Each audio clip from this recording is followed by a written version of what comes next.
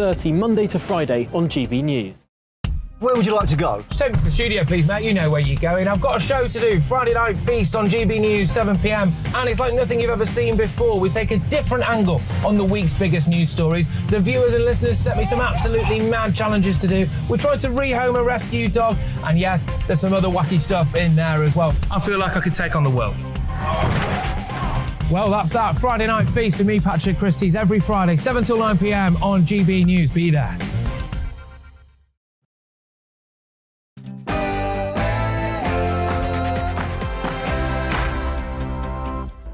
Hello and welcome. This is Real Britain with me, Darren Grimes, on telly, radio and online. Today we'll be discussing Britain's energy supply. Should we nationalise our energy companies? We'll get the latest fallout between China and Taiwan after US politician Nancy Pelosi's visit. And I'll be joined in the studio throughout by the writer and broadcaster Charlie Peters. But first, here's the news with Ray Addison.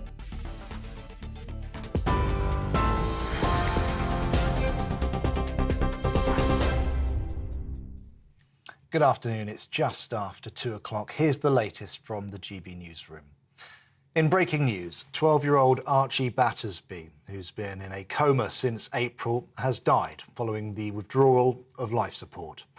It follows a long-running legal battle fought by Archie's parents, which included bids to the High Court, the Court of Appeal, the United Nations and the European Court of Human Rights. The 12-year-old has been in a coma since he was found unconscious by his mother Holly in April.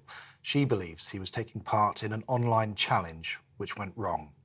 Since then, Archie had been kept alive at the Royal London Hospital in Whitechapel using a combination of medical interventions. Doctors treating Archie declared that he was brainstem dead, but his family wanted his life support to continue in the hope that he would recover. Yesterday morning, the High Court ruled that it was not in Archie's best interests to be moved to a hospice, and the Court of Appeal rejected permission to appeal that decision. His family have spoken in the last few minutes outside the hospital, and a warning viewers may find the next clip distressing. In the world, such a beautiful little boy, and he fought right until the very end, and I'm so proud to be his mum. He was taken off of all medication at 10 o'clock and his entire stats remained completely stable for 2 hours until they removed the ventilation, and he went completely blue. There is absolutely nothing dignified about watching a family member or a child suffocate. No family should ever have to go through what we've been through. It's barbaric. The family of Archie Battersby. In other news, Rishi Sunak has told GB News he believes political correctness is getting in the way of Britain tackling grooming gangs. In an exclusive interview, the former Chancellor pledged to create a new task force to tackle the issue and a new life sentence for those found guilty of the offence. I have 2 young girls who are 9 and 11, and I think for too long we just haven't focused on this issue, Philip. And it's a horrific crime that is affecting actually not just girls in a few places, it's far more pervasive across the country than actually we all realise. And we all know the reason that people don't focus on it. It's because of political correctness, and they're scared of calling out the fact that there's a particular group of people who are perpetuating these crimes, and I think that's wrong. Well, his leadership rival Liz Truss has suggested that Rishi Sunak's economic legacy as former Chancellor is responsible for the expected recession. During a campaign visit to the West Midlands, the Foreign Secretary told reporters that having the highest taxes for 70 years does not encourage businesses to grow. Ms Truss says she would look at what more can be done to help with rising fuel bills, including lowering green energy levies. I know people are struggling with fuel bills, with food bills at this very difficult time. And that is why I would have a temporary moratorium on the green energy levy to make sure everybody is saving money on those fuel bills.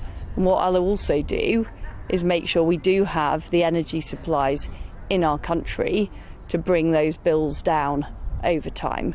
That is the approach I will take, but I will always be thinking of those who are struggling. I know it's very difficult times, and I will do all I can to help them. The Transport Secretary plans to treat killer cyclists the same as motorists by introducing a death by dangerous cycling law.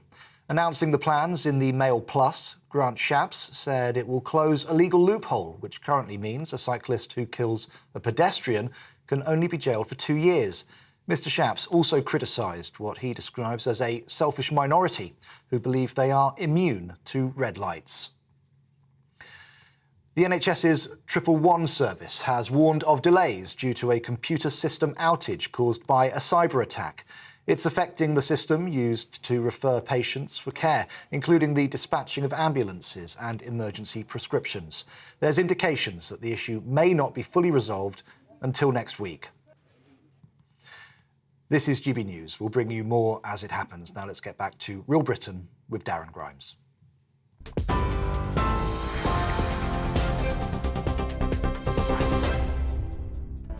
Welcome to Real Britain with me, Darren Grimes. Cheers very much for your company. Here's what's coming up on the show today. With energy prices soaring, I'm going to be asking, is now the time to nationalise energy industry? But of course, the bigger question is, would you be prepared to pay for our energy supplies to be taken out of private hands so that it's publicly owned? We'll be speaking to Tony Blair's former advisor, John McTernan.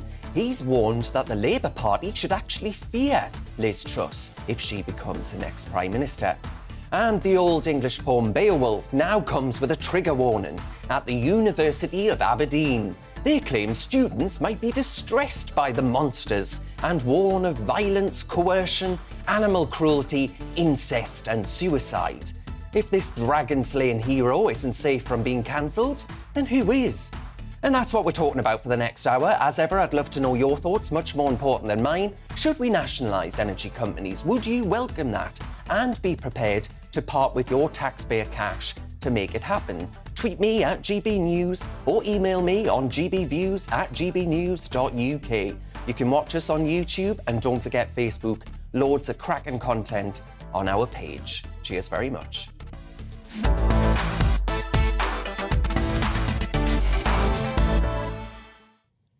But before we get into all of that, I want to talk to you, dear viewers and listeners, about Labour leader Sir Keir Starmer QC. Now, Sir Keir should be walking around like the cat that got the cream. He's been offered a political moment that's the stuff a leader of Her Majesty's most loyal opposition could only dream of. The Tories are knocking 7 bells out of each other in public. Inflation is higher than one of Elon Musk's space shuttles. And this winter, people have to forego heating if they want to keep eating. But no, even when he's facing Robo Rishi and lukewarm Liz, Sir Keir, who takes the knee to divisive Marxist outfits like Black Lives Matter, makes clear he couldn't organise a booze-up in a brewery.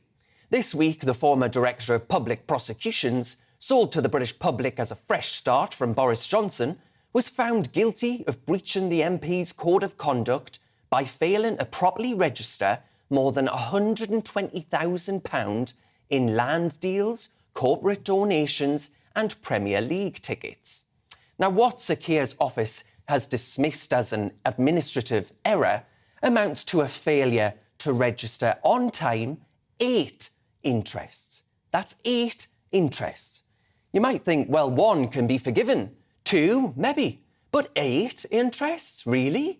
Were this Boris Johnson, I've absolutely no doubt we'd never hear the end of it. It would be breaking news on the BBC. It would be headline news on newspapers. It would be Bullingdon Boris's shady register of interests. But when it's Sir Keir, there's barely a peep. During his 2020 leadership bid, he promised he'd carry the can for any mistakes. Well, Sir Keir, here's some obvious mistakes. I haven't heard your resignation statement. Is it coming? Do you think he'd let Boris Johnson off lightly for administrative errors? There'd be cries of Conservative corruption. He was forced to apologise to parliamentary ethics watchdog Sir Catherine Stone. And I want you to imagine the headlines on the front page of The Guardian if it was Brexiteer Boris that had to apologise and not second referendum Starmer. And then the footage of Sir Keir on the campaign trail during the leadership campaign was leaked online over recent days. Slippery Starmer stood on the picket line with striking staff and had this to say.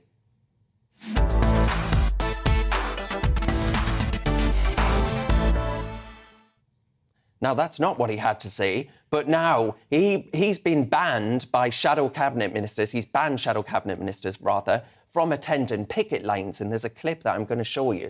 He even sacked one colleague for joining a picket line on everything from his reverse ferret over Jeremy Corbyn over stopping Brexit and his unloyally ability to register his interests properly. If Sir Keir Starmer offers a fresh start, I'd say to you folks, it's hardly sunlit uplands. It appears to be a future in which he squirms and slithers his way out of any drama, out of any trouble, shielded, of course, by the anti-Brexit, left-wing, middle-class liberals in our press that see Sir Keir as their man. Now, unions are calling for the nationalisation of energy firms after BP announced its biggest quarterly profits in 14 years, raking in a whopping 6.9 billion quid between April and June.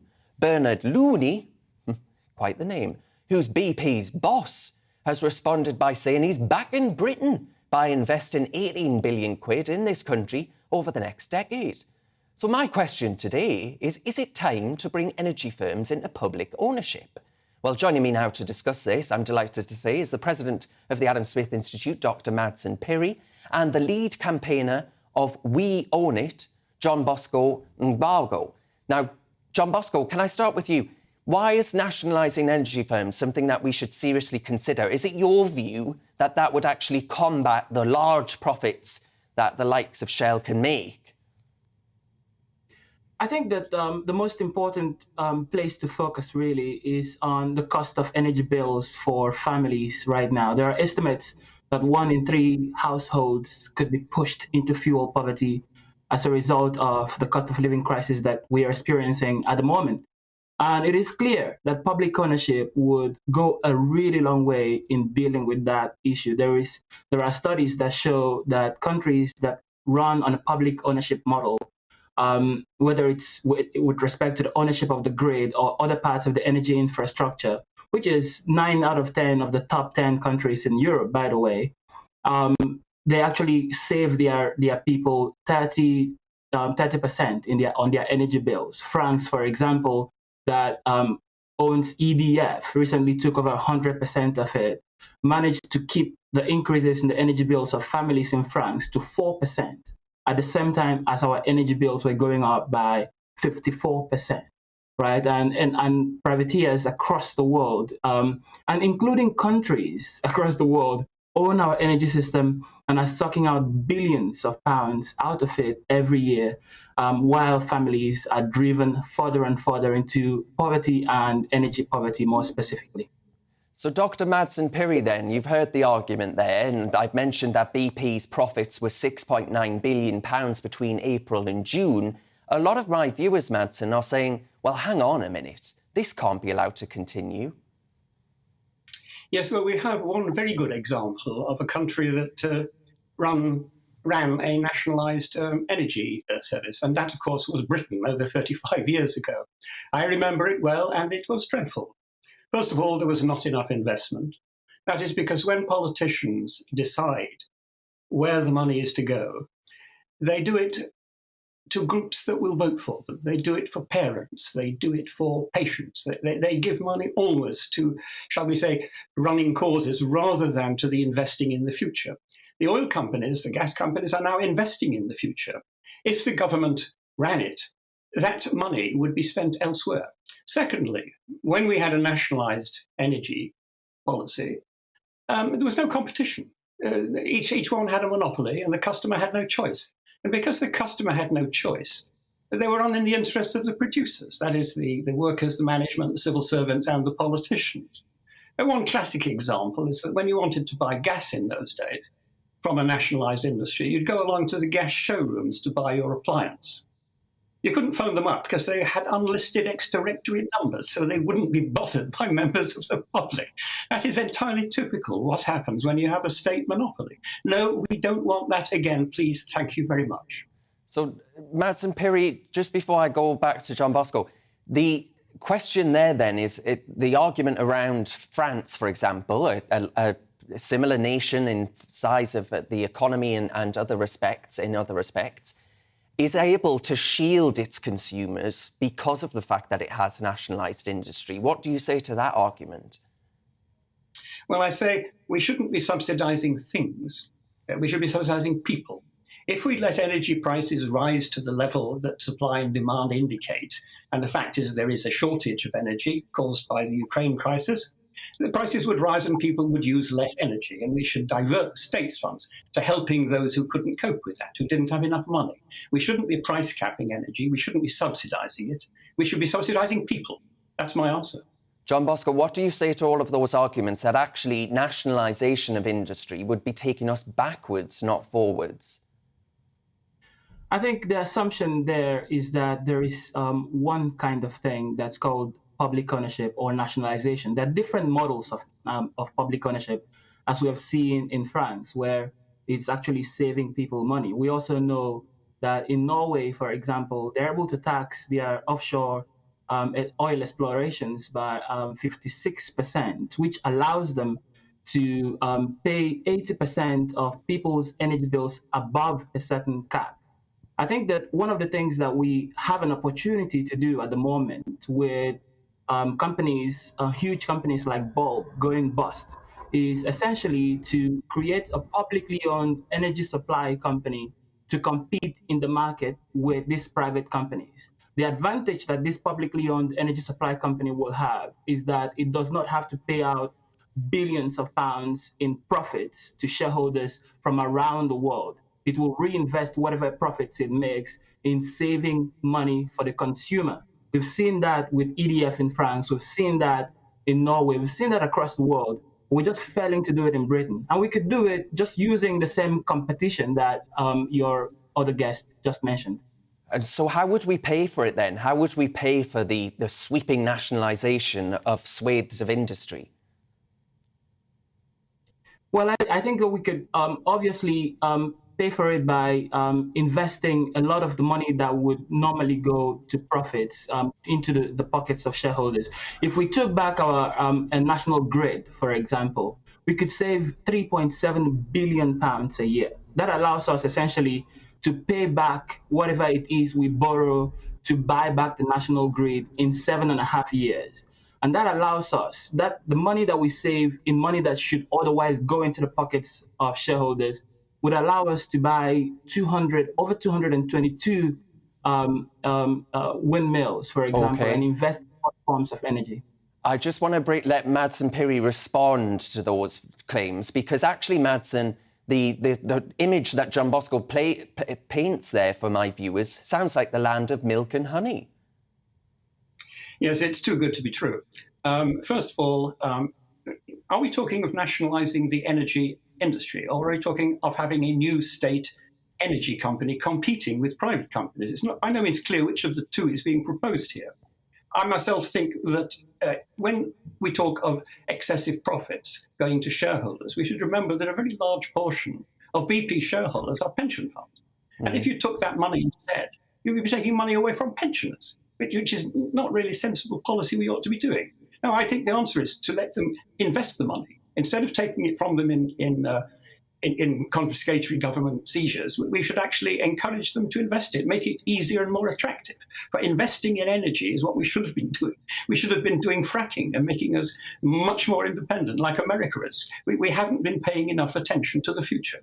OK, we'll leave it there, folks, and my viewers will be the ones that decide whose argument they most favour. But Dr. Madsen Piri, the president of the Adam Smith Institute and the lead campaigner of We Own It, John Bosco Nambagwe, thank you very much for your time.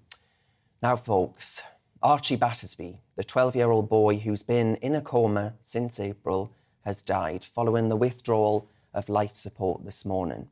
His family made a statement a short while ago outside Royal London Hospital in Whitechapel, East London. In the world, such a beautiful little boy, and he fought right until the very end, and I'm so proud to be his mum. He was taken off of all medication at 10 o'clock, and his entire stats remained completely stable for 2 hours until they removed the ventilation, and he went completely blue. There is absolutely nothing dignified about watching a family member or a child suffocate. No family should ever have to go through what we've been through. It's barbaric. That was Holly Dance there and Archie Battersby's family. Absolutely heartbreaking scenes.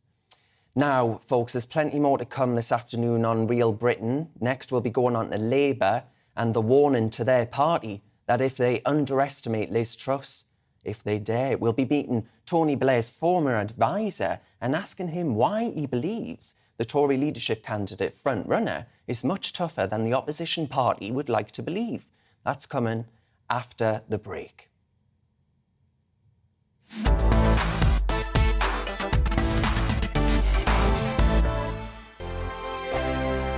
We are GB News. We're right across this great nation. On TV, on radio, On digital, absolutely everywhere. we don't talk down to you. We embrace all voices with honest and civilised conversation. We are not part of the establishment. We're one of you. And we're only getting started. Join us on GB News, The People's Channel. Britain's news channel.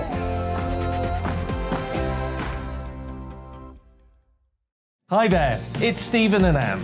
At breakfast from 6 a.m, you'll always be caught up with everything you need to know. The latest headlines, opinions and debates. We'll bring you the good news and the bad, but most of all, we're here for you. Remember, send in your views and let us know what you would like us to talk about. That's because we're your news channel. And every morning at 6 a.m, it's breakfast on GB News. My name's Tom Harwood and join me 9:30 a.m. every weekday for The Briefing, your one-stop shop for everything you need to know about what's going on in politics today. I wonder if this is a deal that might need to be like the biscuits in this factory, twice baked. Is there not an opportunity here to win out against the extremes? Tom Harwood, GB News. What are you going to do about it? Things should have been done differently, and they certainly are being done differently. Don't miss it. The Briefing with me, Tom Harwood, 9:30 Monday to Friday on GB News. Where would you like to go? Just take me to the studio, please, Matt. You know where you're going. I've got a show to do. Friday Night Feast on GB News, 7 p.m. And it's like nothing you've ever seen before. We take a different angle on the week's biggest news stories. The viewers and listeners set me some absolutely mad challenges to do. We tried to rehome a rescue dog. And yes, there's some other wacky stuff in there as well. I feel like I could take on the world. Well, that's that. Friday Night Feast with me, Patrick Christie's, every Friday, 7 till 9 p.m. on GB News. Be there.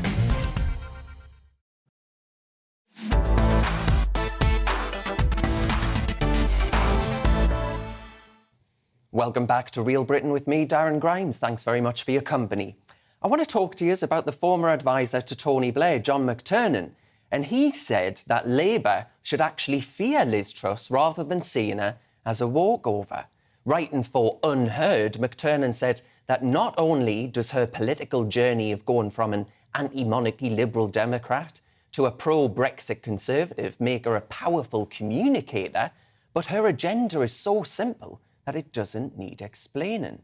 That's, of course, before you get into the fact that she would be the Conservative Party's third female Prime Minister, something that McTernan claims compounds what he calls Labour's long-standing women problem. Well, I'm delighted to say that John McTernan joins me now to further elaborate on his remarks. John, I thought it was a very good piece, and I was very interested to learn that that was your view. Could you just elaborate more on why you think Labour should actually be fearful of Liz Truss? Is it your view that the Labour Party right now are viewing her as potentially a bit of an electoral liability?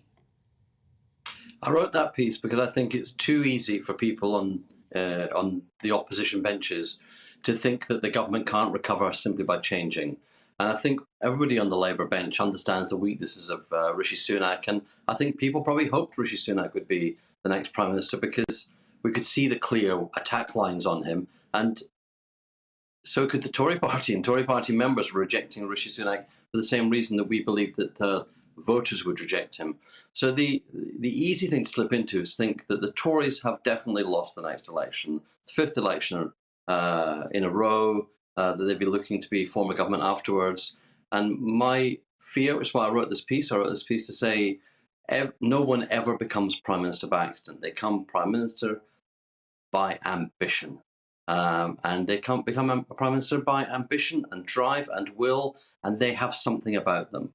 And I wanted people to read it and give Liz Truss the weight of consideration she should give. I've been not a fan, I've been a follower of Liz Truss and a respecter of her as a politician from her early days as a minister, because I think people need to listen to the fact and see the fact. She's one of the few Tory prime ministers, cabinet ministers, who was ever willing to fight for conservatism as an ideology, to set it out in speeches. And I think she's a thinker, and that's a very, very important part of being a leader. Now, presumably, John, I'm wondering about your views on Rishi Sunak. I assume you think, and this is despite the man, of course, being Chancellor of the Exchequer during the pandemic. He was very high profile as far as a politician can be. So do you think Rishi Sunak would just be a walk in the park for the Labour Party? Look, I think so, for a number of reasons. One is he was popular during the pandemic for putting money in our pockets. And he was clearly uncomfortable with putting money in our pockets and wants to take money out of our pockets, whether it's by cutting universal credit or whether it's by raising taxes. He's really committed to squeezing people and money in their pockets. So I think he would have been easy from that point of view, because he wasn't going to rise to this latest cost of living crisis. And I think the other thing is, anybody who is living a billionaire's lifestyle because his wife is a billionaire and who has tax efficiency arrangements to minimise her exposure to British taxation, anybody in that situation was always going to be easier for Labour to attack. But particularly, with somebody who's a billionaire's husband, who wears expensive clothes, his heated tea mug, all of these things, very easy to mock in politics, very easy to show as out of touch during a cost of living crisis. So I think that's why I'm saying that Liz Truss is the one to fear, because she's got an ideology, she's thought through why she thinks what she thinks, she's changed her mind.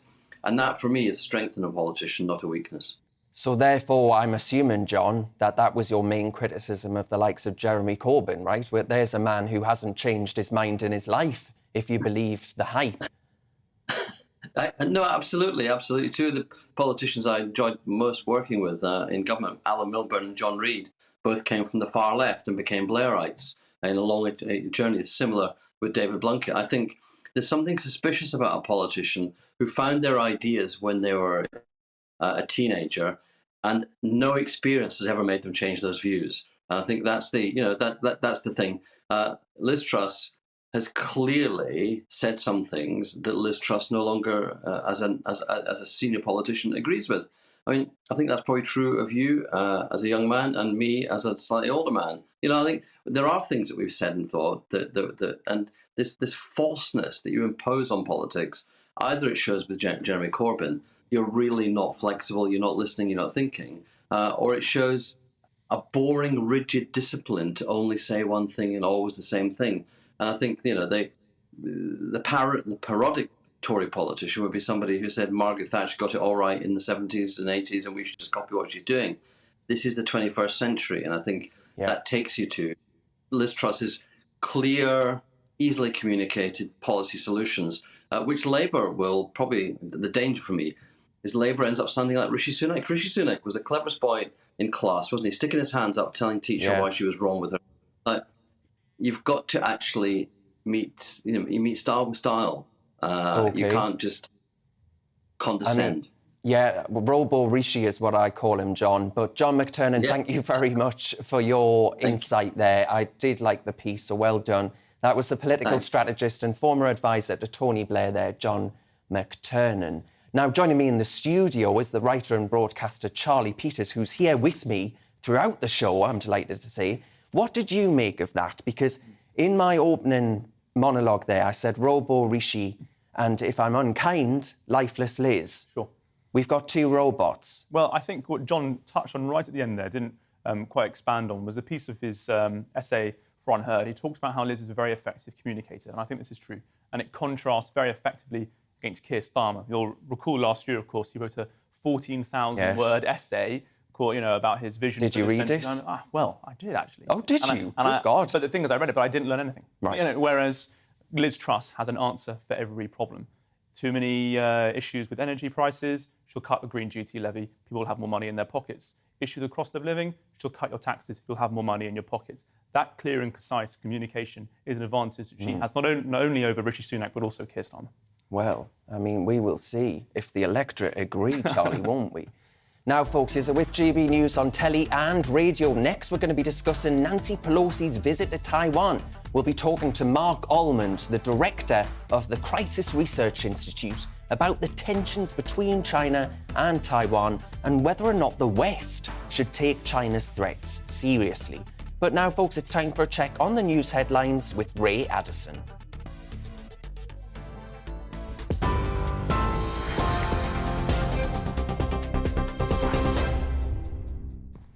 Thanks, Darren. It's 2:30. Here's the latest from the GB Newsroom. As we've been hearing in the last half hour, the family of 12-year-old Archie Battersby, who's been in a coma since April, have confirmed that he has died following the withdrawal of life support. It follows a long-running legal battle fought by Archie's parents. The 12-year-old has been in a coma since he was found unconscious by his mother in April. Doctors treating Archie at the Royal London Hospital declared that he was brainstem dead, and the High Court ruled that life support treatment should end. His family have made a statement outside the hospital and a warning viewers may find the next clip distressing. There is absolutely nothing dignified about watching a family member or a child suffocate. No family should ever have to go through what we've been through. It's barbaric.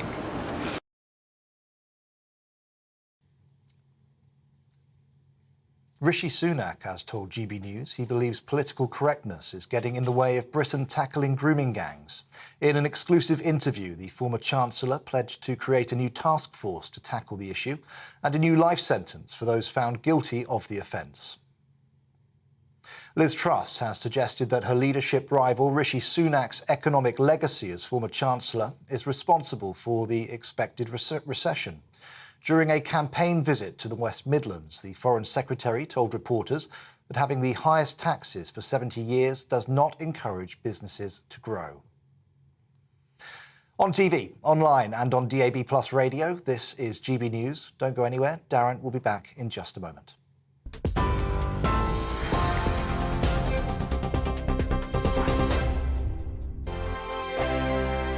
We are GB News. We're right across this great nation.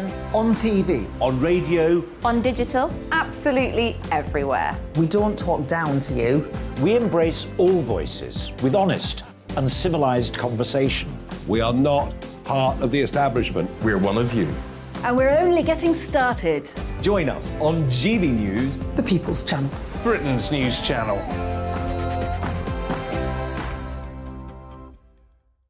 Hi there, it's Stephen and Anne. At breakfast from 6 a.m, you'll always be caught up with everything you need to know, the latest headlines, opinions and debates. We'll bring you the good news and the bad, but most of all, we're here for you. Remember, send in your views and let us know what you would like us to talk about. That's because we're your news channel.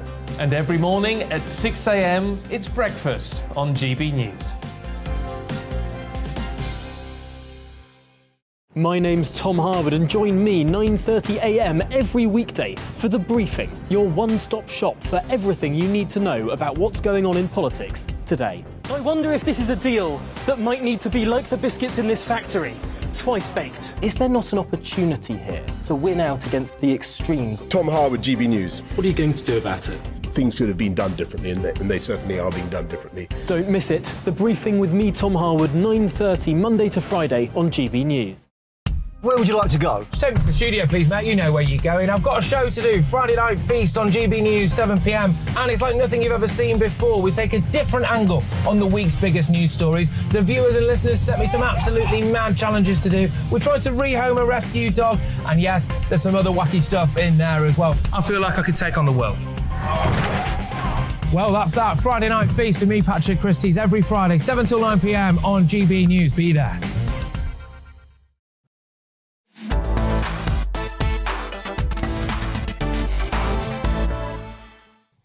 Welcome back to Real Britain with me, Darren Grimes. Now, the epic poem Beowulf, often considered one of the most important literary works in history and an old staple of English literature courses, has become the latest work to be slapped with a woke trigger warning.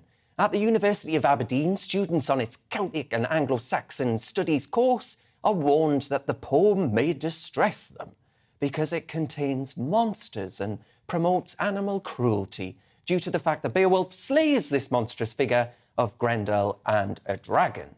Well, to give her views on this frankly utterly bizarre and I would go as far as to say pathetic story is the educational commentator and former examiner Anis Garfield.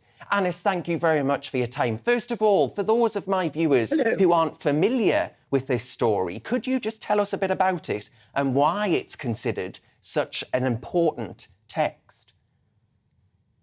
Certainly, it's a remarkable text that we have. It was written about 800 AD, first copied by monks in 1000, and it tells of the life of a warrior, Beowulf, and it carries on the epic tradition, our literary heritage, which was the Epic of Gilgamesh, Homer, Virgil, and so on. And we are very lucky to have this. There's only one text, and it is described by Aberdeen University as having monsters at the course. I'll read you out the name of the course. It's utterly pathetic, isn't it? Was that your view as well, that we are... Yes. It's this sort of... It's this attempt, if you ask me, to, as far as education's concerned, to actually wrap students up in cotton wool. And if we can't read a story like this one, you know, I mean, we're lost. We might as well just all accept that, you know, China's going to come in and walk through this country any moment now, because we are raising a generation that is utterly supine. Well, these students are classed by Aberdeen University as adults. They're 19. They've withstood the terrible violence of Beatrix Potter. Do you remember Peter Rabbit's father was baked in a pie? Do you remember Tom Kitten was rolled up? Do you remember Little Red Riding Hood? They've withstood the violence of Little Red Riding Hood, who a wolf ate her grandmother up and then ate her up. They've come through all that without noticeable damage. They have video games of violence. They go on horror rides.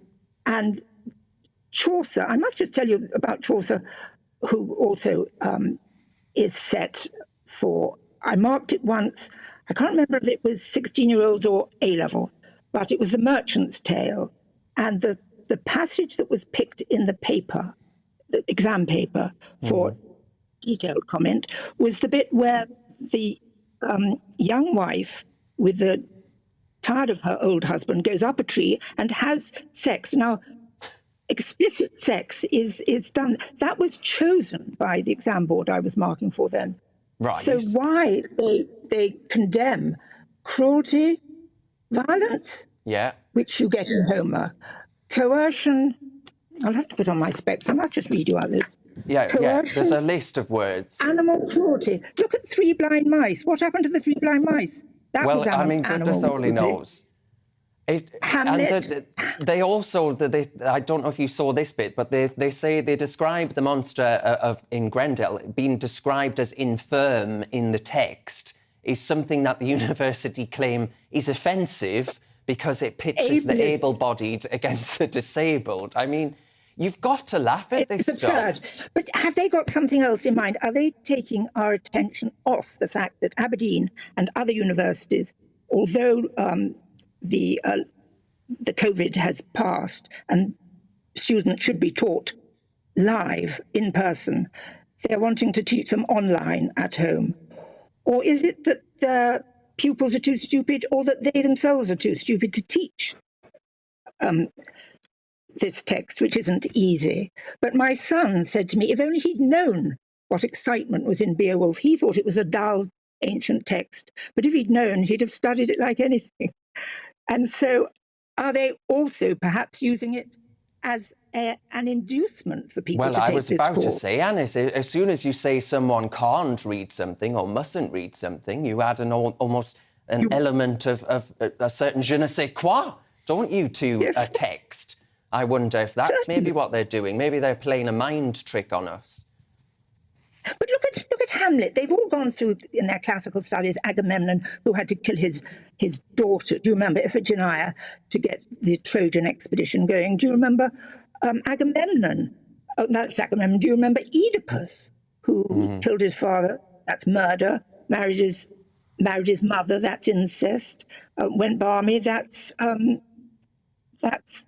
another thing that they're warning us all about. Yes. But are we being unfair to Aberdeen or not? What do you think? I don't think we are. I think, look, Anis, I'm really worried about these sort of moves because I do actually think that they are infantilizing a generation of young people. That's what worries me. But Anis Garfield, we'll leave it there. Thank you, Anis, the educational commentator there. We're going to go to Charlie Peters now in the studio.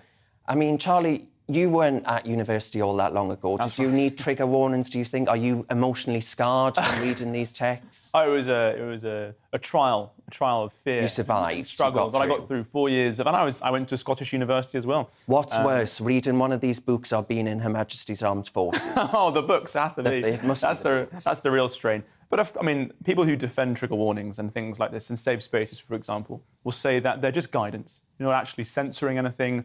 You're just saying that this text or this talk will include themes that students might find difficult to observe.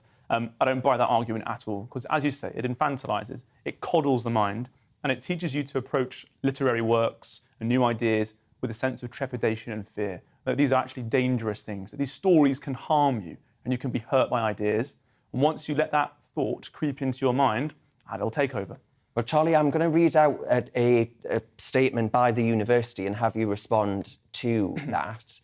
Now, they have said, I'm going to get that up for you now, our guidelines on content warnings were developed in collaboration with student representatives, and we have never had any complaints about them. On the contrary, they say, students have expressed their admiration for our approach. Our content warnings reflect the fact that every student is different. So, Charlie Peters, are we all swivel-eyed bigots who aren't respecting the protection of the next generation? No, I don't buy that in the slightest. I mean, they talk about student representatives. You have to remember that Aberdeen's a serious university with tens of thousands of students. When they say student representatives, they're talking about a handful, maybe a dozen of bizarre student apparatchiks who exist in student unions and councils and exist to act against these things, and they wake up with the burning desire to put a warning on a talk or a resisting kind of a friction against you reading a book. So, yeah, sure, there was student involvement, but they probably weren't taking in the vast majority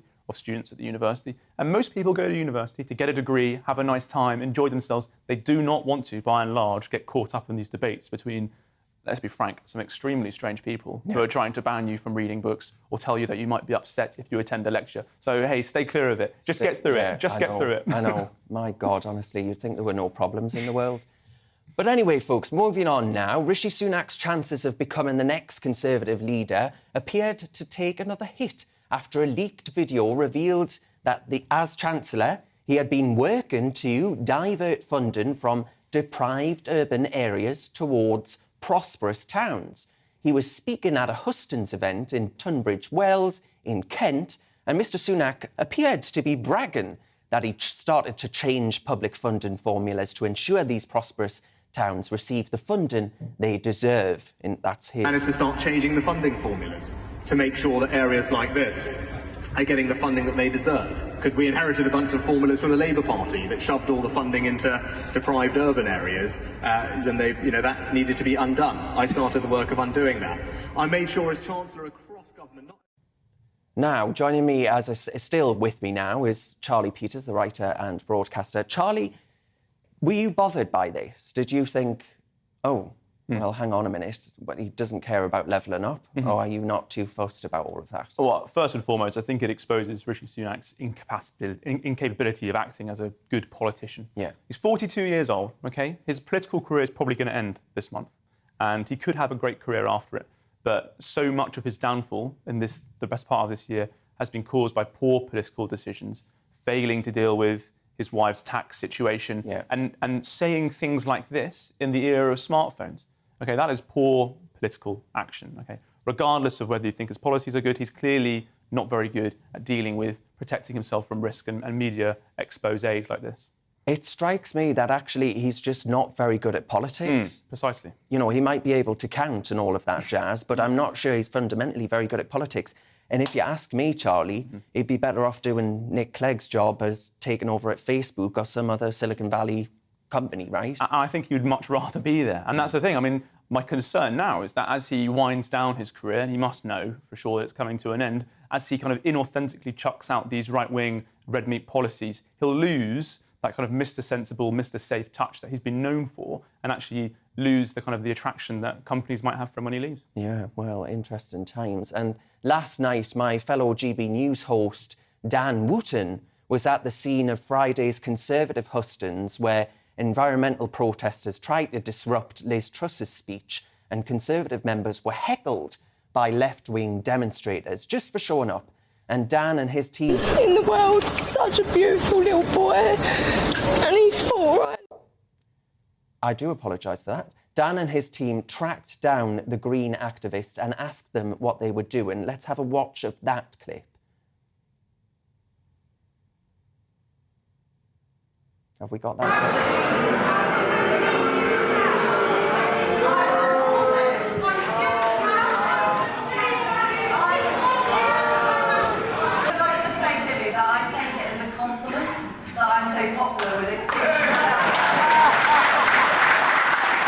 We interrupted Liz Truss because we are young people who are fed up with 12 years of Tory leadership. Are you being funded by any organisation, or are you part of any organisation? I'm here because I'm a young person who's really angry. And you're not part of Extinction Rebellion because no. Did you hear? What are your tactics going to become then? Because outside the hall earlier, it sounded like it's going to become much more extreme. Obviously, Just Stop Oil have done some incredibly extreme things over the past few weeks. Do you think there's going to be civil disobedience?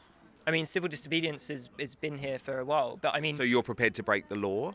I mean, I've already been arrested multiple times. I think the issue is with organisations like Just Stop Oil, activists like yourself, But you're essentially communists, aren't you? We're not pushing people into fuel poverty. It's That's Shell. what you'll do. Well, that's just a taster of the divisive tactics that we actually discovered. And you can see more on Dan Wooten tonight on Monday at 9 o'clock for the full story from inside that dramatic hustings with exclusive footage and interviews. Let's go back to Charlie Peters in the studio, the writer and broadcaster. I mean, Charlie, what Dan says there, turning around to this privileged little oik and saying, look, what you would actually do would lead to, or what you're advocating would lead to the immiseration of the working class, right? And when you make these arguments, when you actually say, look, what it is that you're advocating in practice would have some pretty dire consequences. Do you think they care about that? Or do you think this new religion, it's puritanical, right, of the Green movement, matters more to them than what I would deem common sense? Yeah, for sure. And I think it's very revealing that most of the activists that GB News and other broadcasters are speaking to do tend to be extremely privileged. They seem to be people who are not going to be affected enormously or as much by the energy price cap raise coming later in the autumn. They're people who, generally speaking, regardless of what happens to cost of living crisis or any pricing situation, they're well comforted and protected from those shocking changes. Now, I've seen loads of protesters in London, for example, who tend to belong to the pensioner crowd. They've built up enormous amounts of wealth throughout their career.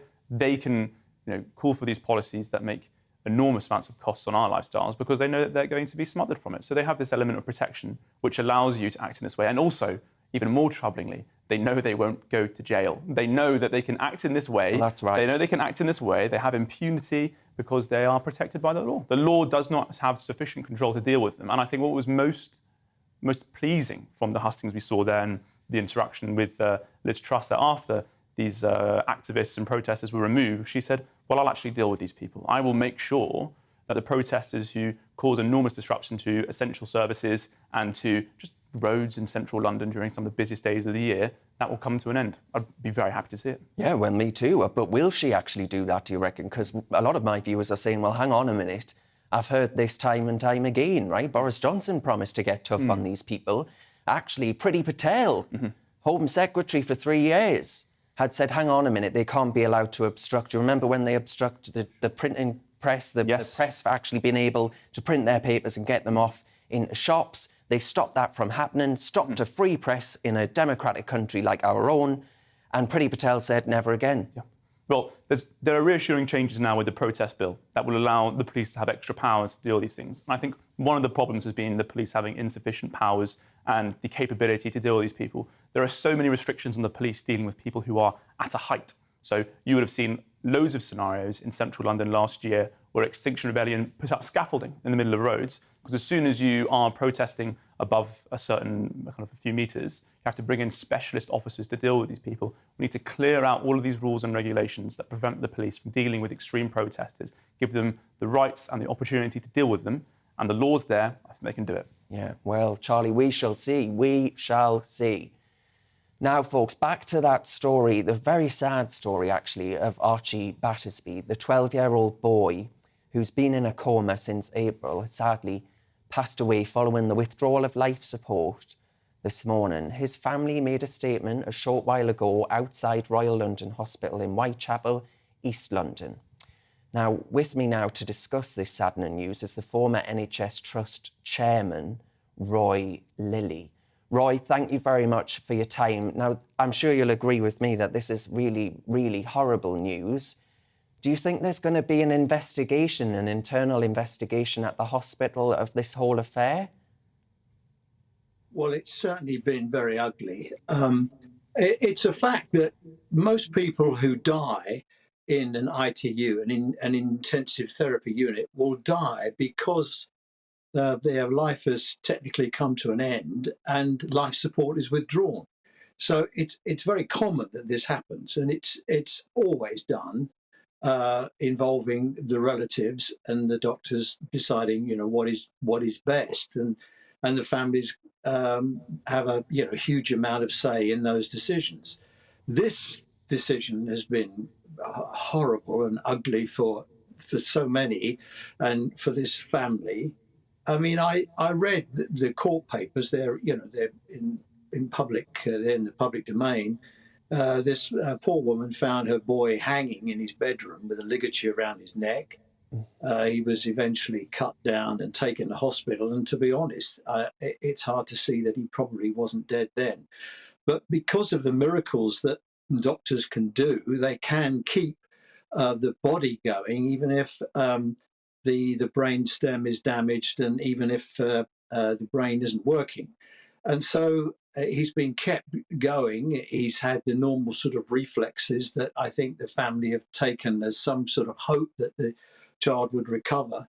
But you get that when the body is kept going. He'll be on dialysis to keep his renal functions going. He'll be on a heart-lung machine to keep his breathing going. Yeah. He'll be having all sorts of drugs. So, I mean, he's been kept artificially alive, really, since probably an hour after the accident. And that's the difficulty. Just moving on to the here and now, to what happens next, Roy. What would you like to see as far as that end-of-life care? Does there need to be some form of change within the way in which the healthcare service actually deals with really tragic episodes like this one? Yes, I mean, these are really unusual. They always hit the headlines. I mean, there'll certainly be an inquest, and we'll certainly have the full facts of what happened, both physically and medically. My own view is I look back to the Stephen Lawrence murders, where the family's relationship with the police and the press and the law was pretty estranged. And in the Macpherson report that came in 2000 after that, we had the family liaison officers. And they've gone on to help a number of police services in difficult times. I think there is room for family liaison people within the health service in these difficult circumstances. People who have a medical understanding, a knowledge of the law, and an understanding of the psychology and the family tensions and dynamics at stressful times like this. I think there is a role for a friend in the business, so to speak, who can speak plain English when it comes to the law and translate some of the medical complexities as well. It just seems to me the heart of the problem here is undoubtedly being the communications. I think the family, once when the clinicians say we can't do any more, we have to stop, and the family say I want you to do some more, you can only turn to the courts. And once you go to the court, the relationship becomes corrosive. Roy, we're going to end it there. But Roy Lilly there, the former NHS chairman, I thank you very much for your time and views there. Still with me in the studio is Charlie Peters. I mean, Charlie, do you think actually with this devastating news, this horrible news, that we need a conversation about how the NHS approaches this kind of care, end-of-life care and things like that? Because of the fact the fact that this is so awful and hard to speak about, actually. Extremely, yeah. Well, actually, I mean, I have full faith in the doctors, and I trust very much, despite the incredibly sad situation that this family's been going through, I think that the doctor's advice here was clearly the best. And I do get rather uncomfortable when these stories crop up, and they do every few years. There's a sad case of a child who's on life support, and the doctors are advising them to take one course of action, and the family says no. Often when this happens, I think, unfortunately, there's a media furore around them, which leads to a very, I would say, unhelpful scenario where actually the family might benefit more from a grief counsellor than millions of people giving them that kind of attention. But hey, I tell you what, if I was in their position, I would be fighting like you wouldn't believe. My heart goes out to them, it really does. But folks, you're watching Real Britain with me, Darren Grimes. We're going to go now to the latest on the weather.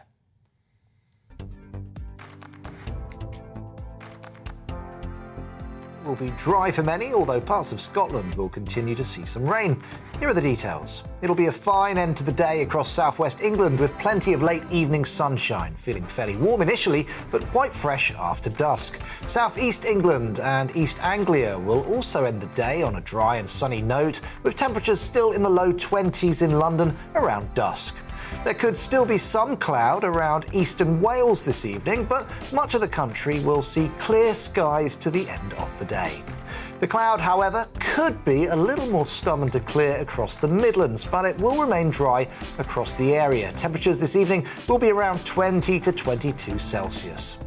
There should be some lengthy, dry and bright spells across southern Scotland this evening, but further north, on the other hand, we'll have a rather wet and breezy evening. After a rather cloudy day for some in Northern Ireland, this evening should end on a fine note with some spells of sunshine developing widely across the country.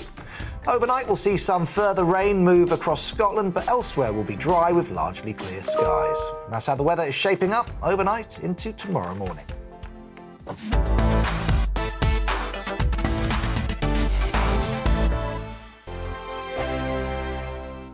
We are GB News. We're right across this great nation. On TV. On radio. On digital. Absolutely everywhere. We don't talk down to you. We embrace all voices with honest and civilised conversation. We are not part of the establishment. We're one of you. And we're only getting started. Join us on GB News, The People's Channel. Britain's news channel.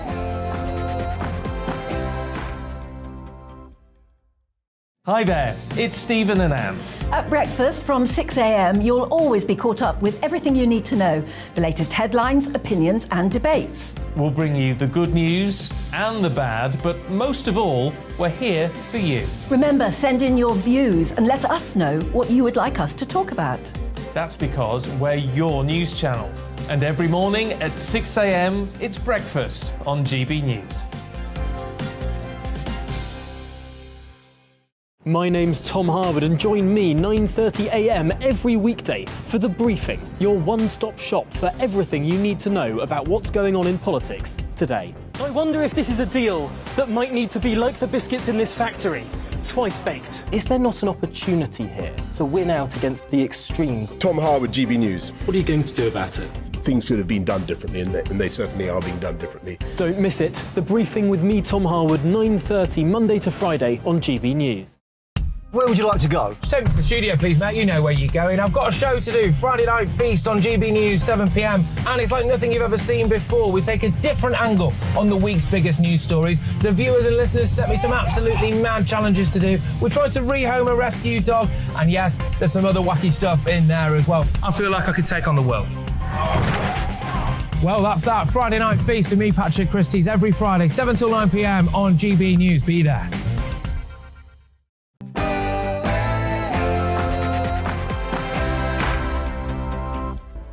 Hello and welcome back to Real Britain with me, Darren Grimes, on telly, radio and online. This hour, we're going to be discussing the return of the Premier League and the partial return of that divisive act of taking the knee. And should children ever be allowed to visit drag acts? We'll be getting the thoughts of the writer and broadcaster Charlie Peters, who joins me in the studio throughout the show, and someone that knows a thing or two about that particular subject. But first, folks, here's the news with Ray Addison.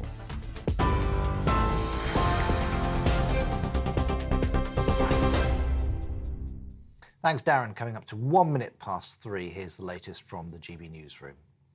The family of 12-year-old Archie Battersby, who's been in a coma since April, have confirmed that he has died following the withdrawal of life support. It follows a long-running legal battle fought by Archie's parents.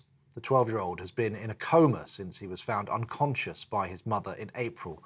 Doctors treating Archie at the Royal London Hospital declared that he was brainstem dead, and the High Court ruled that life support treatment should end. His family have made a statement outside the hospital, a warning viewers may find the next clip distressing. In the world, such a beautiful little boy, and he fought right until the very end. And I'm so proud to be his mum. Archie's mother, Holly Dance. Rishi Sunak has told GB News he believes political correctness is getting in the way of Britain tackling grooming gangs. In an exclusive interview, the former Chancellor pledged to create a new task force to tackle the issue and a new life sentence for those found guilty of the offence.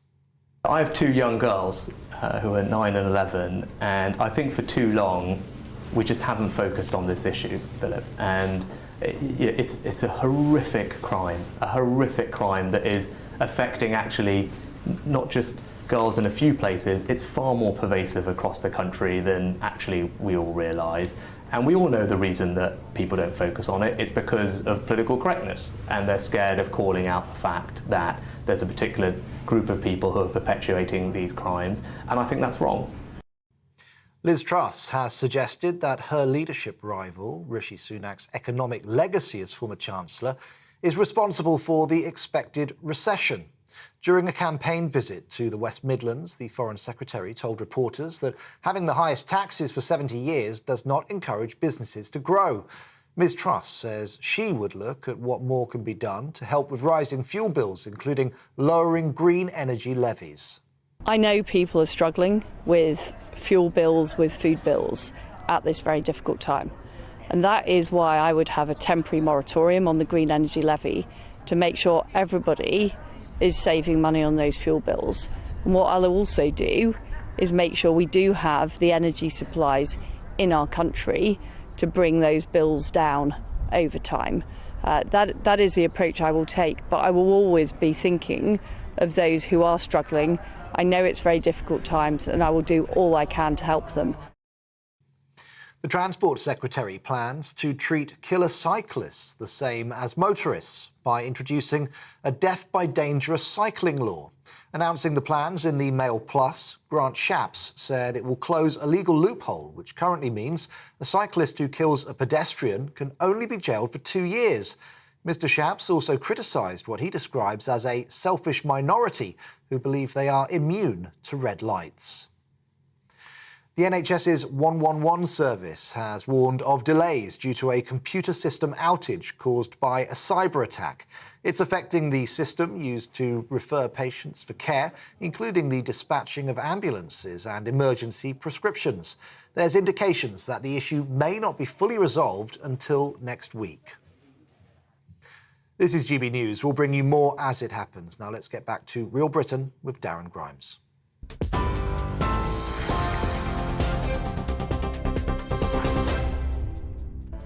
Welcome back to Real Britain with me, Darren Grimes. Here's what's coming up over this next hour.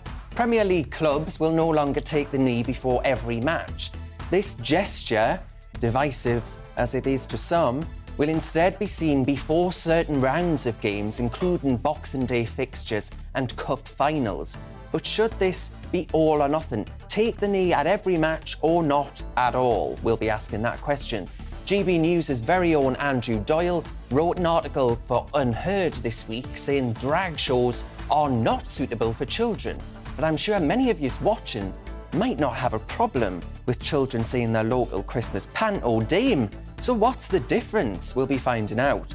And the Attorney General, Suella Braverman, has said that she was horrified to discover that hundreds of government lawyers were sent on 2,000 hours of taxpayer-funded courses last year where they were lectured on so-called white privilege. We'll find out how much money was spent on these courses and to what end. That's what we're talking about for the next hour. As ever, your gob is much more important than mine. What do you make of players taking the knee before certain games, not all? Do you welcome this move, or would you rather politics and football didn't mix? You can tweet me at GB News, or you can email me on gbviews@gbnews.uk. You can watch us online on YouTube, and don't forget Facebook. Loads of cracking content on our page. Cheers very much.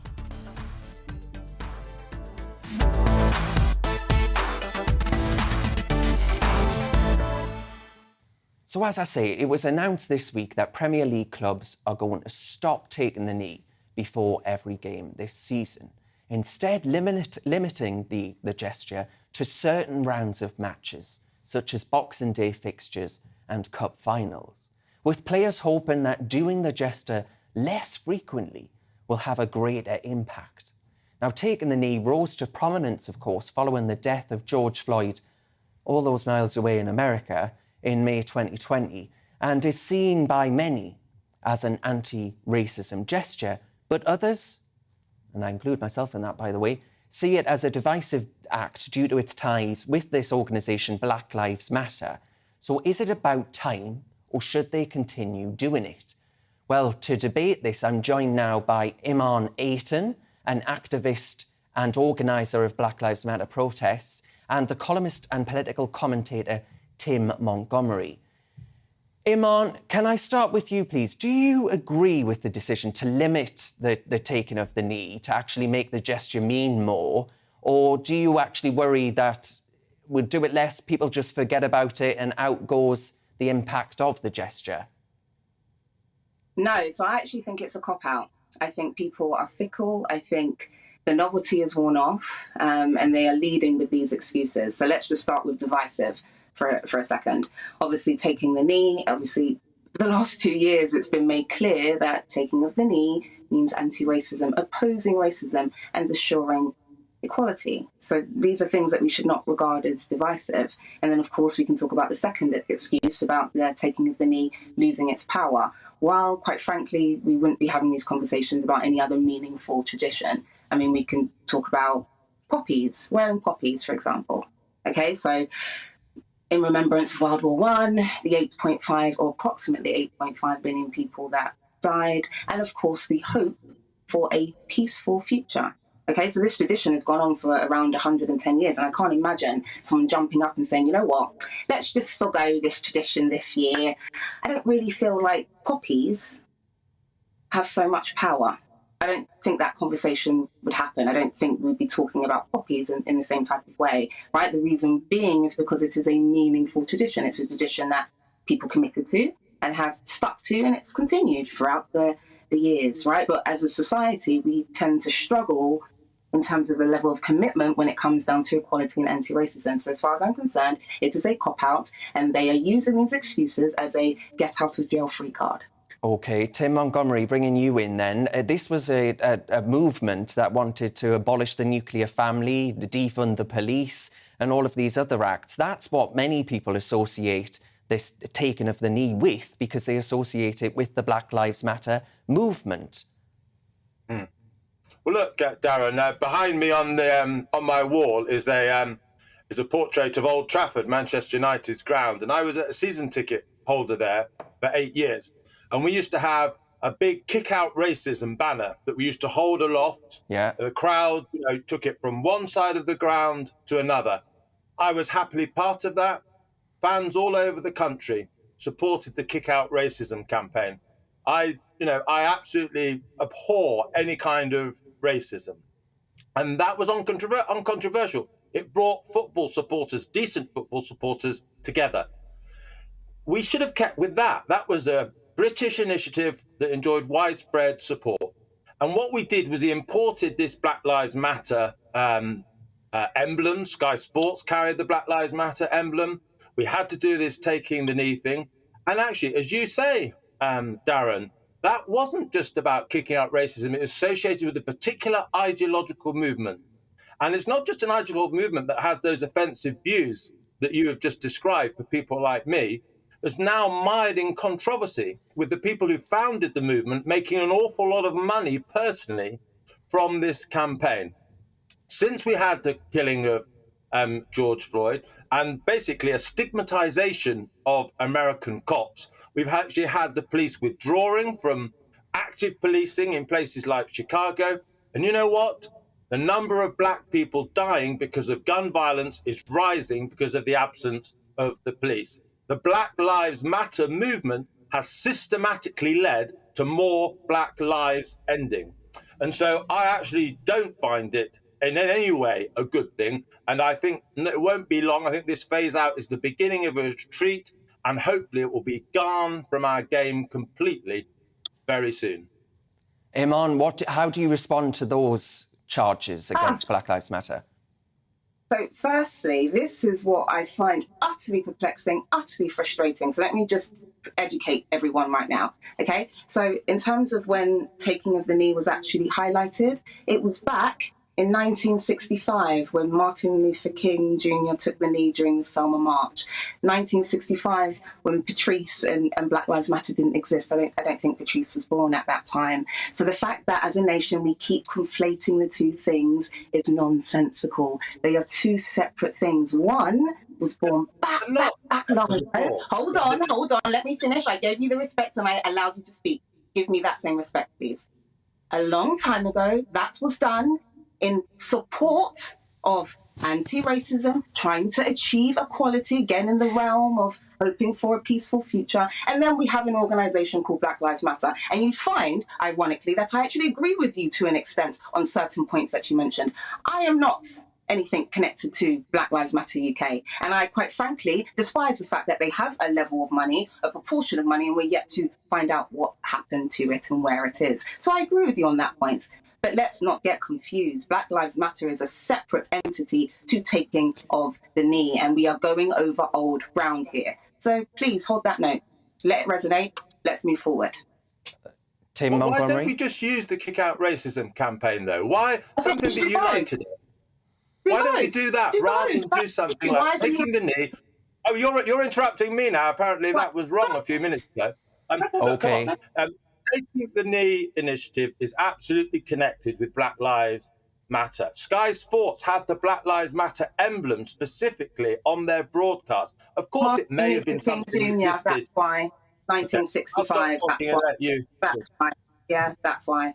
Get the information correct. I don't want to have to keep repeating myself. I will talk over you if you Tim Montgomery, I want to just ask you about that particular point there that Iman raised around the poppy, for example. Do you see the poppy as a politicisation of sport?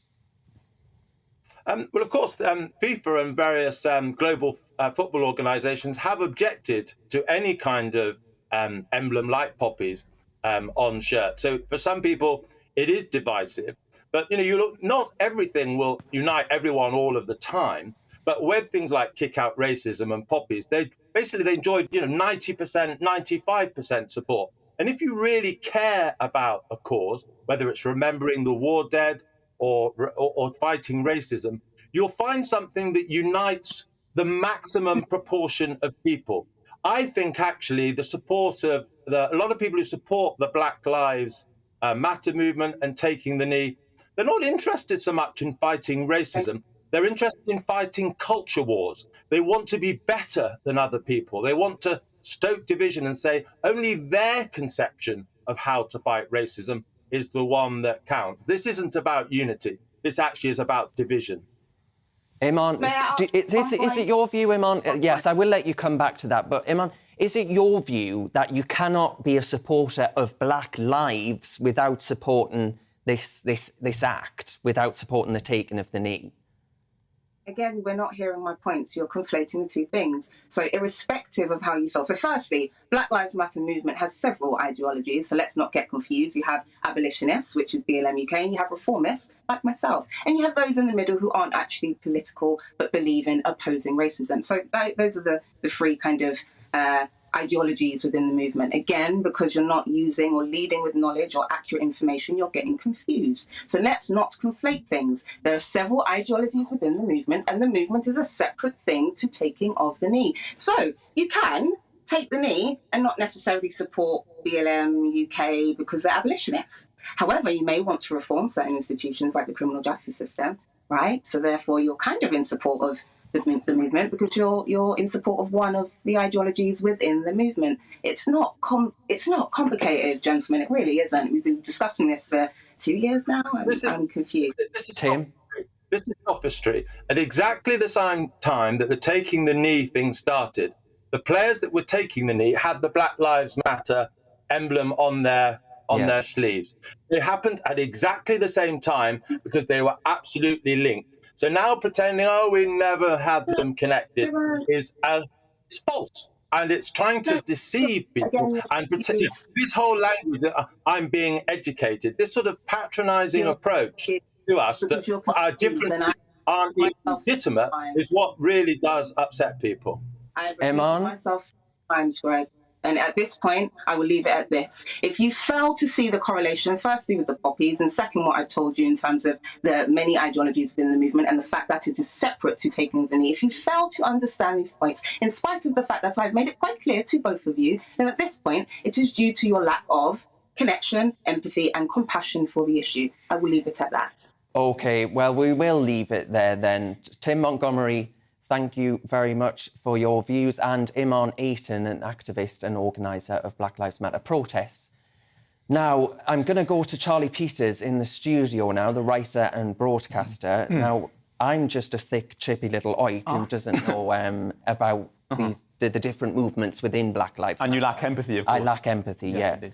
Now, I'm wondering, did you personally, as a football fan, I know you're a football fan, do you associate the act of taking the knee with the movement and what happened in 2020 with Black Lives Matter? Yes, I absolutely do, as all people should. And Tim Montgomery there described what the other guest was doing as sophistry, because she was talking about how actually this activity started years ago, but it only started in Britain in 2020. And when it started, as Tim said, it was conjoined with the Black Lives Matter symbology on the kits, on the broadcasters, in the stadia, ginormous symbols and things, clothes and signs covering the stands holding this message. So clearly they were linked. Now, I mean, Tim touched on it very briefly at the end, but that kind of condescending and patronising tone used by activists, especially from the Black Lives Matter movement, comes down really, I think, to a lack of intellectual rigour, and that when they no longer have the capability to explain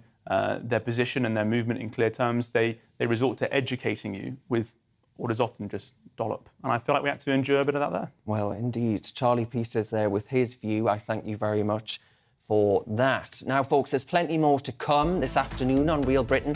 Next, we're going to be discussing drag shows and whether they're suitable for children. But first, let's have a little look at the weather.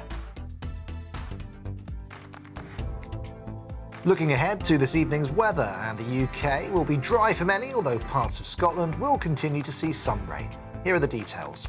It'll be a fine end to the day across southwest England with plenty of late evening sunshine. It'll feel fairly warm initially, but start to feel fresh after dusk. Southeast England and East Anglia will also end the day on a dry and sunny note, with temperatures still in the low 20s in London around dusk. There could still be some cloud around eastern Wales this evening, but much of the country will see clear skies to the end of the day. The cloud, however, could be a little bit more stubborn to clear across the Midlands, but it will remain dry across the area. Temperatures this evening will be around 20 to 22 Celsius.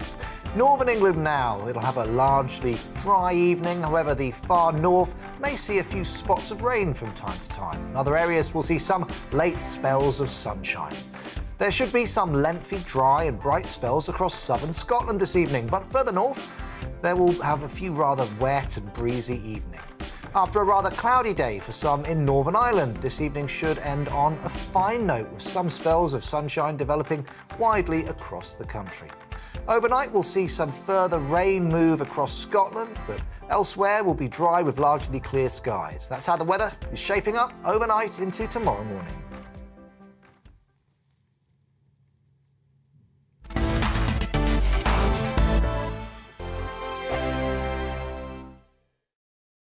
We are GB News. We're right across this great nation. On TV. On radio. On digital. Absolutely everywhere. We don't talk down to you. We embrace all voices with honest and civilised conversation. We are not part of the establishment. We're one of you. And we're only getting started. Join us on GB News, The People's Channel. Britain's news channel.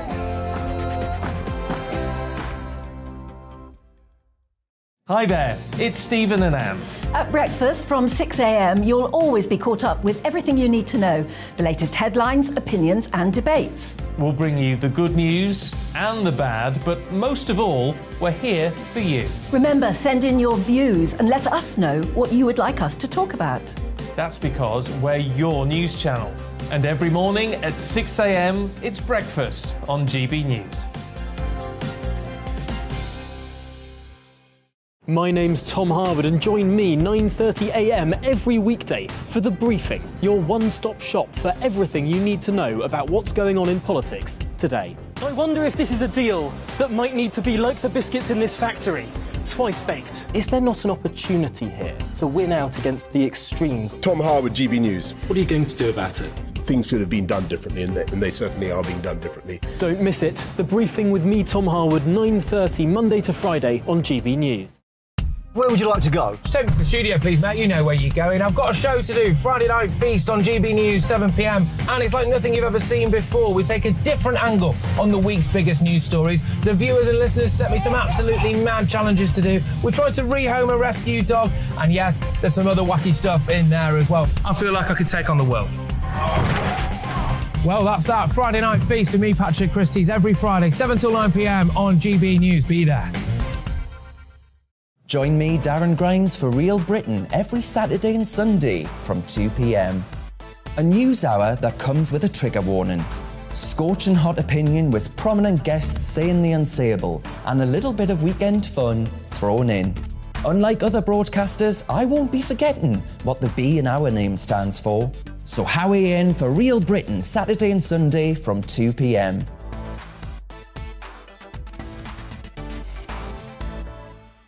Hello, I'm Patrick Christie's. And I'm Mercy Moroki. Make sure that you join us Monday to Thursday, 10 a.m. until midday, right here on GB News for To The Point. We're not afraid to talk about the topics that matter to you or the big topics that always matter. We cover absolutely everything, from the breaking political stories of the day to law and order, what's going on in the channel. We're not afraid to hold people to account. We always make sure we include your views on our show. Indeed, if you're thinking it, you can guarantee that we're saying it. So make sure you join the conversation with us 10 a.m. until midday, Monday to Thursday, for To The Point on GB News.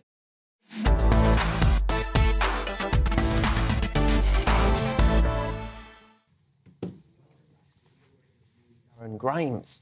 Now, my colleague writing for Unheard this week, Andrew Doyle, with his own fantastic GB News show, of course, he criticised the seemingly growing trend of drag queens visiting schools and libraries to read to young children, adding that drag is all about smashing societal norms and taboos, so if you tone down a drag act to make it age-appropriate, you just end up with a man in a dress. You make the whole thing pointless. He also questioned why what he calls this bizarre subgenre is being increasingly championed by celebrities and politicians. Well, I can think of no one better to discuss this than the drag queen Vanity Von Glow, who's going to discuss this with me in more detail. Vanity, thank you very much for your company. You disagree with Andrew Doyle? I think that Andrew states an understandable case about drag having its origins and being at its most exciting when it's a form of adult entertainment. Certainly the shows that I do, the best elements of it are the elements that land in an adult's mind.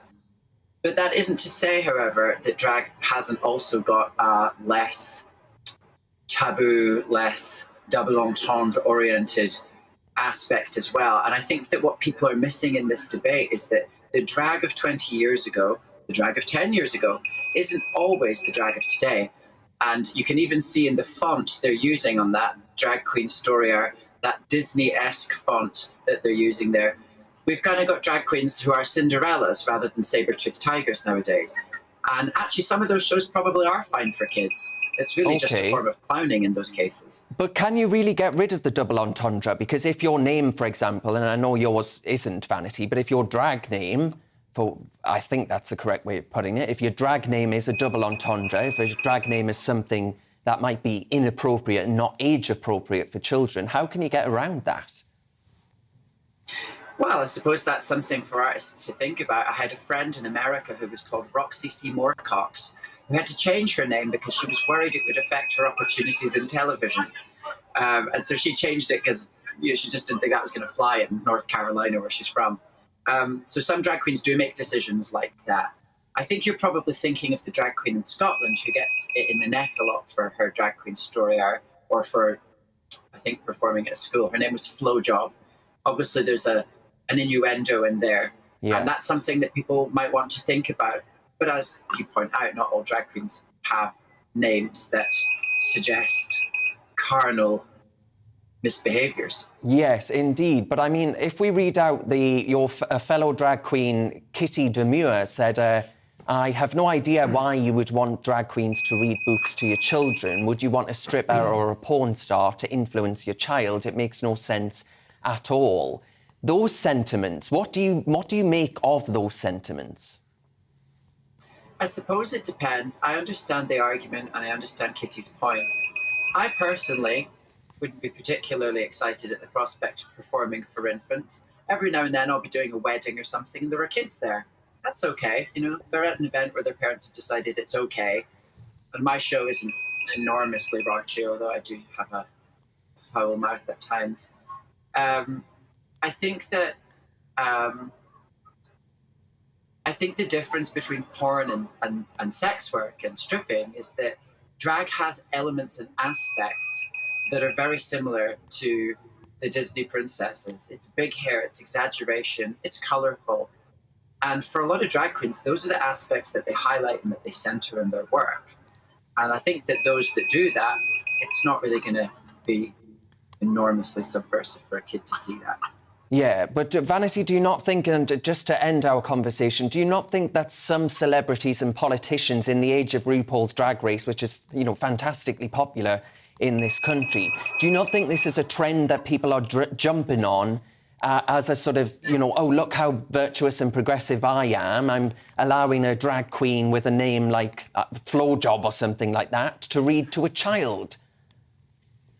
Well, it could be that, or it could just be that they like to be entertained. Drag queens make people smile. I've been walking around Edinburgh doing my shows here for the past few days, and people are delighted to see somebody so visual and colourful, and they're even more delighted when you make them laugh.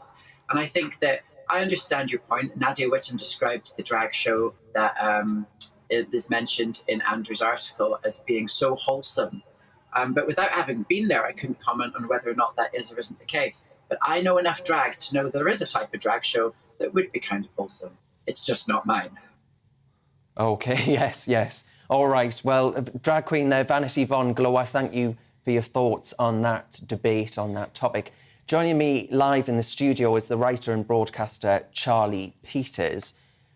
I mean, Charlie, if one day you have kids, do you fancy the idea of a drag queen reading to your children with a name, an inappropriate name, maybe like the one that we mentioned in that discussion? Darren, can I shock you? No. I can't. I definitely don't understand why some parents like to bring their children to these experiences. But what confuses me even more is why these drag performers want to do their act for children. That is the real question that should be asked. What about performing to children appeals to them? Why do these people who with, let's be clear, very adult themes in their performance is often the case, why do they want to bring that to child-based audiences? That doesn't sit right with me. I think it is very disturbing. And the rush to kind of brush it away as a normal and educational experience, I think, is very strange. Yeah, I think it's odd. It is very odd to me. It's something for adults, right? That's what I can't get away from. But anyway, now, it's up to the parents there, isn't it, what they do with their children? But yous are with GB News on telly and radio. Next up, we're going to be talking to the comedian and GB News headlines host, Simon Evans, about Mock the Week being cancelled after a 17-year run at the Beeb. But now, folks, it's time for a check on the news headlines with Ray Addison.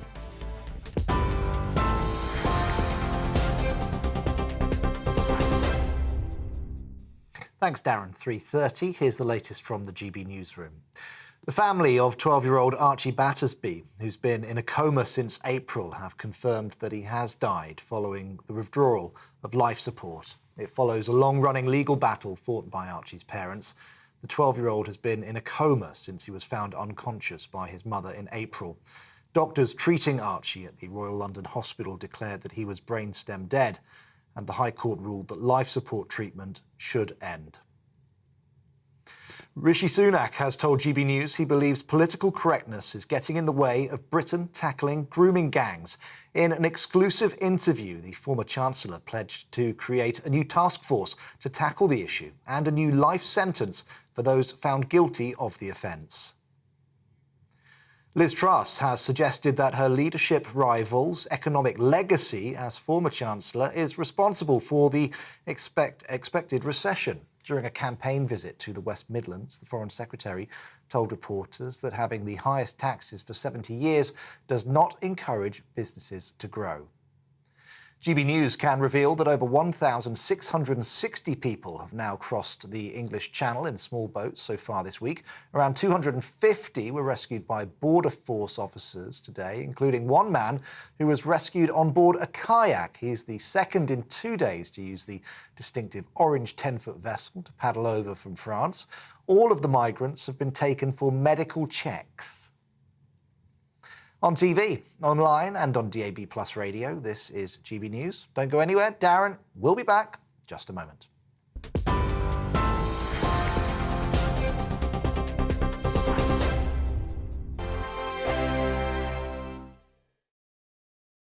We are GB News. We're right across this great nation. On TV. On radio. On digital. Absolutely everywhere. We don't talk down to you. We embrace all voices with honest, uncivilised conversation. We are not part of the establishment. We're one of you. And we're only getting started. Join us on GB News, The People's Channel. Britain's news channel.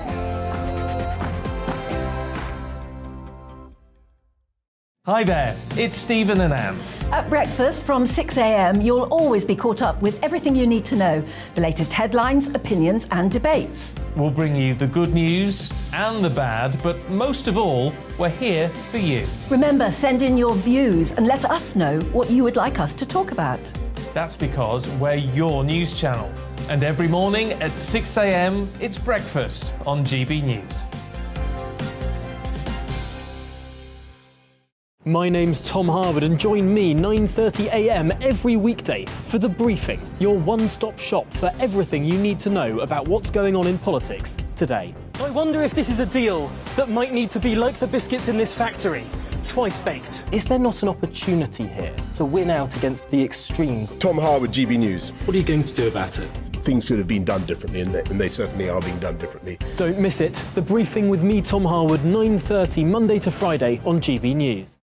Where would you like to go? Just take me to the studio, please, mate. You know where you're going. I've got a show to do. Friday Night Feast on GB News, 7 p.m. And it's like nothing you've ever seen before. We take a different angle on the week's biggest news stories. The viewers and listeners set me some absolutely mad challenges to do. We tried to rehome a rescue dog. And yes, there's some other wacky stuff in there as well. I feel like I could take on the world. Well, that's that. Friday Night Feast with me, Patrick Christie's, every Friday, 7 till 9 p.m. on GB News. Be there.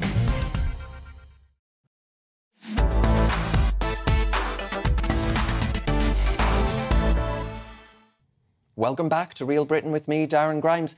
The Attorney-General, Suella Braverman, has scrapped diversity training in her department after it was revealed that hundreds of government lawyers and civil servants were made to attend 2,000 hours of taxpayer-funded diversity lessons. So much for a cost of living crisis, eh? And she accused what she called diversity training zealots of behaving like the witch finders of the Middle Ages. Braverman added that she was pleased that Liz Truss, the current favourite to win the Conservative leadership contest, and ultimately becoming Prime Minister, of course, was committed to scrapping diversity jobs across Whitehall. Well, I'm joined now by Darwin Friend, a policy analyst at the Taxpayers Alliance, who joins me to delve into this topic. Darwin, first of all, I mean, do you actually approve of Suella Braverman's comments there, this decision to scrap diversity lessons in a department? I noticed on Guido Fawkes yesterday, there's a story running there about this stuff running through other parts of the civil service. Just how pervasive is this kind of teaching within the ranks of taxpayer-funded outlets? Well, first of all, thank you. Thank you very much, Darren, for having me on the show. And I think it's important to say from the outset that, of course, racism and discrimination of any kind in British society is completely unacceptable. But having said that, I do agree with what Suella Braverman outlined this week. I think she found that in her department alone, there was 2,000 hours of courses for employees on equality training. And we've got to remember that these courses aren't free. They come out of the pockets of taxpayers who are paying the wages of those lawyers, who, important to say as well, are hardly cheap anyway. And so I think when they're facing a 70-year high tax burden and a cost of living crisis, taxpayers expect their money to be spent on their priorities, not woke Whitehall courses such as this. Yeah, and Darwin, do we know how much of our money has been spent on these sort of schemes? Is that public, out there in the public domain? Well, there are a number of schemes, so there isn't a total figure for all of these things, but we have been able to find certain individual ones. So, for example, a few years ago, we at the Taxpayers Alliance found that £400,000 of taxpayers' money was spent on unconscious bias training. Now, it's important to note that the government has decided to scrap that, but I think that now needs to be spread out across courses such as Suella announced. And also, I believe this week, Jacob Rees-Mogg mentioned that there were courses telling staff about witchcraft or something. And so I think what actually has to happen now is to reduce the tax burden that people are facing across the country. The government needs to push on and cut out wasteful programmes such as those. So why then do you think the government sign up to these schemes? Controversial schemes like Stonewall's Diversity Champion scheme, a lot of government departments have been pulling away from that particular scheme. I'm wondering, why is it that these government departments do sign up to them in the first place? Because a lot of my viewers, Darwin, are asking the question, who's actually in charge at these government departments? Is it the ministers or is it the senior civil servants? Well, that is the real question, Darren, is who is making these decisions? And we're not sure ourselves, because what, after all, is the case is the fact that there is extensive laws already in place in this country to prevent discrimination in the workforce. And so there is no need for these costly courses to be carried out. And so I think what needs to happen is ministers, if the government goes ahead as what you were saying earlier, if Liz Truss were to win, or if Rishi Sunak were to win, they need to go ahead and actually cut out these courses because they're not necessary anymore. And when we are facing potentially a recession for over a year, we've got inflation at 13% forecast, and interest rates are going to rise to meet that. We need every penny of taxpayers' money possible to be spent supporting the public through that crisis, rather than continuing to fund thousands and tens and hundreds of thousands of pounds on these courses which simply aren't necessary. Yeah, I mean, Darwin, I dread to think how much has been spent by civil servants on the ever-changing pride flag. It seems to have a new addition to it every spring and summer. It's like a fashion collection, it's becoming a cartoon in its depiction. But Darwin, I want to tell my viewers that you joining me, I'm with a celebrity, because this week, Darwin, it was announced that you were behind this policy on different pay scales per region that Liz Truss announced and then you turned on. Is there any way we could actually look at doing something like this with civil servants, this policy? Do you think Liz Truss is going to U-turn on this as well, or are you confident that she'll stick with it? Well, I'm not sure what Liz or any of the candidates are going to do in terms of policy, but certainly part of what I proposed in that paper was actually saying that civil servants' pay should also be addressed. And it wasn't about cutting pay for civil servants, it's about addressing it so then it's more relative to the cost of living in certain regions. And of course, London, as we already know, has a London premium, a London weighting, because of the increased cost of living in the City of London. And so I think what that needs to do is, seeing as that's already acknowledged, it can be broadened out to the entire country. But in terms of whether there's going to be any change of policy, I simply don't know, I'm afraid. So, Darwin, then, what do you say to my viewers who might be of the view that actually the policy that you championed there, that Liz Truss championed for a minute or two and then you turned on, it would actually mean that, a teacher or policeman in Darlington is paid differently to one in Dagenham? How can that be fair?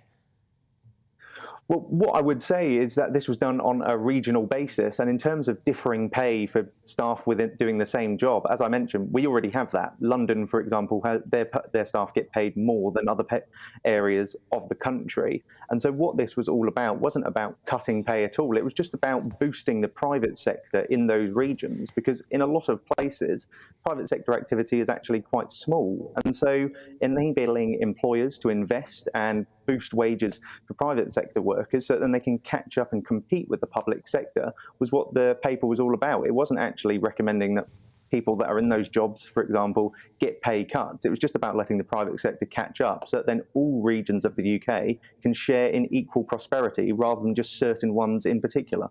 OK, well, Darwin Friend there, famous this week, thanks to Liz Truss and her U-turn, and policy analyst at the Taxpayers Alliance. I thank you very much for your thoughts. I'm joined in the studio by Charlie Peters. Charlie, what do you make of all of this? I want to take on the issue about why this stuff is happening in civil service departments, about these woke diversity training courses.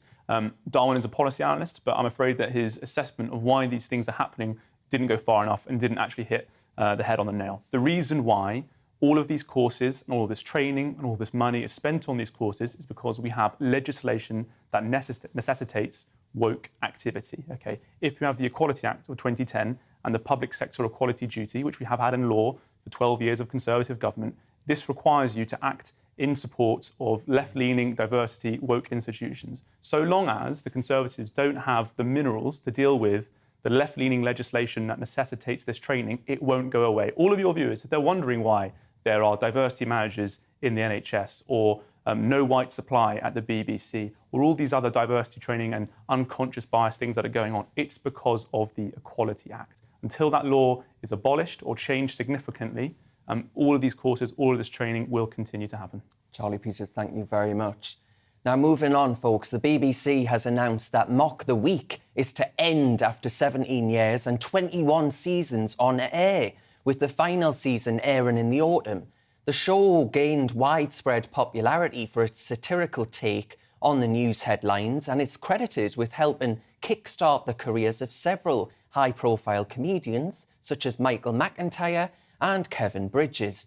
But it has begun to struggle in recent years with declining viewing figures and accusations of political bias. So is now the right time to call curtains on Mock the Week? Well, joining me to give his views is the comedian and host of Headliners on this channel, Simon Evans. Simon, I thank you very much for your time. Now, you appeared on Mock the Week. Tell us, what was it like being a panellist on the show, and do you regret its demise? Thank you very much for having me on, Darren. I do remember it was 2010, I think, or possibly 2011 that I was on, so it's some time has passed since then. It's been through a number of different iterations.